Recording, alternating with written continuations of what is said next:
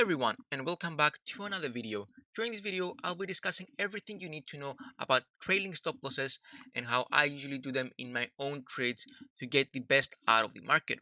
So this is a live trade that I have on the Great British Pound with the US dollar, and this is a trade that I've actually discussed on a previous video. So if you haven't checked that out, I'll be linking that right now on the top right corner. So check that out if you're interested on how I place the trade. And this is a short trade, and I'm expecting this risk reward ratio, so around 3.5 risk reward ratio, with my stop loss set above this area. So the red line being my stop loss, the white line being my entry, and the green line being my take profit. You can see that I haven't reached my take profit yet, but the trade is moving towards my direction.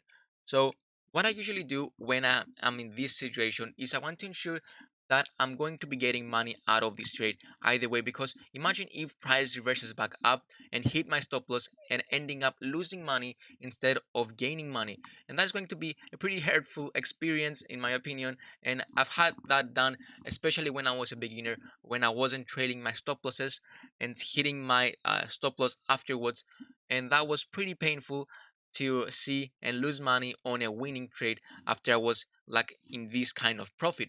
So what I adapted doing into my strategies is setting a trailing stop loss. And if you're not sure what a trailing stop loss is, it's essentially moving your stop loss towards the direction of the trade to ensure that you're going to be profitable. And when I'm seeing this, you can see after I placed my trade, there was a big red candle right here, drop rejected onto the moving averages, came back, rejected again, and crossed beneath both moving averages, and we're kind of this area right here. And once I've seen this red candle right here after the moving averages, I was confident enough to move my stop loss lower towards the direction of the trade. So since we're shorting this pair, we are dropping our stop loss towards the direction, and looking where price has been, I'm expecting to uh, the price to move up again. You can see that there are a couple green candles right here, and the price reached towards the moving average and then dropped down again. But where I usually place my trailing stop losses is around the highs, in this case in a downtrend, or the lows in an uptrend, depending. So in this case, we are looking for the highs. You can see my initial stop loss was above this high right here. Then there was this high and this high as well. So there are a couple ways you can place your stop loss. There is the more aggressive way of placing it around this area, so above the previous high. Uh, but I prefer to place it slightly higher, so around this area, because I don't want to get wicked out off of this trade. And if I see the trade moving downwards, I might move it towards this side. So as I'm seeing price moving downwards, if this candle closes as a red engulfing candle, I'm going to be placing my trailing stop loss around this area, so above the previous high that it made. So I'm a bit cautious when placing stop losses too aggressively. I like to be a bit more conservative and be safe. I don't want to get wicked out and stop lost, and then seeing price reverse down towards my take profit. So usually my trailing stop loss is kind of conservative around where price has been before. So above the highs right here, and this area that was consolidating for a while. So I like to keep my trailing stop loss above that, and through this way, I'm ensuring that I'm not going to lose any money on this. So you can see that my stop loss is currently beneath my entry. So regardless of where the direction of the trade is going to be, I'm going to be making money either way.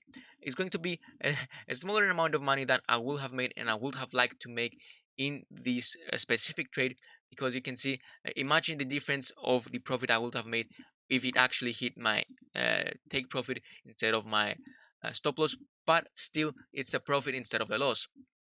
So in case the trade goes the other way and we turn into an uptrend, I'm not going to be losing money. We're always going to be gaining money.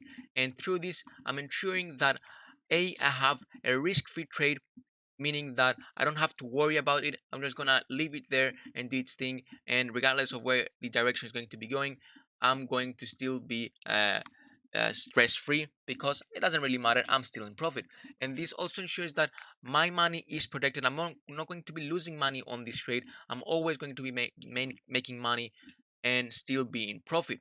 So this is the two reasons that I like to use trailing stop losses, to ensure that I don't really have to care about this trade no more, because we have this trailing stop loss. So even if the trade goes the other way, I'm still in profit. So just a few tips for this. Look at where price has been. Draw a couple of support and resistance. So look left and see where price rejected off. So you can see this area right here where the price has been on this right hand side here was actually respected on the left hand side as well, and in this area as well.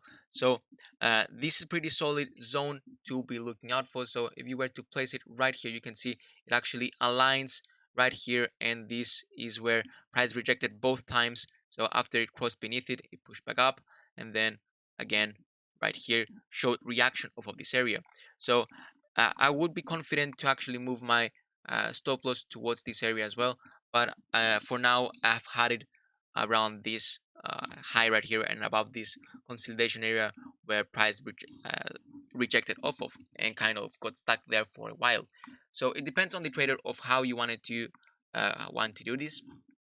There are other ways of actually trailing your stop losses and not manually. In this, how I think most people do it, and they prefer to have it done automatically instead of manually, using the average of where price has been. And you can check other people's videos out if you want to do that, but I personally prefer to have more control of where my stop loss is. So that is why I'm not going to be showing that, and I don't really like this method of doing that automatically.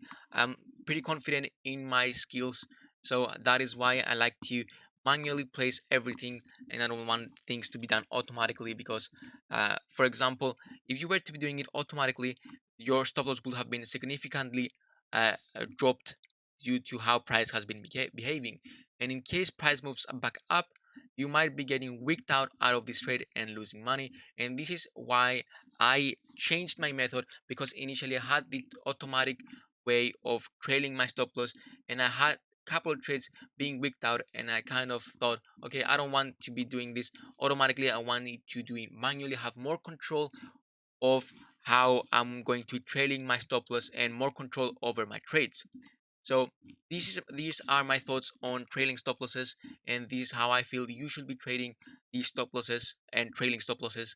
I hope you found this video useful, and if you did, make sure to like and subscribe onto the channel. If you have any ideas and any videos that you want me to be covering and doing, make sure to comment below and give me your thoughts on that. And thank you for watching. Have a good rest of your day, and goodbye.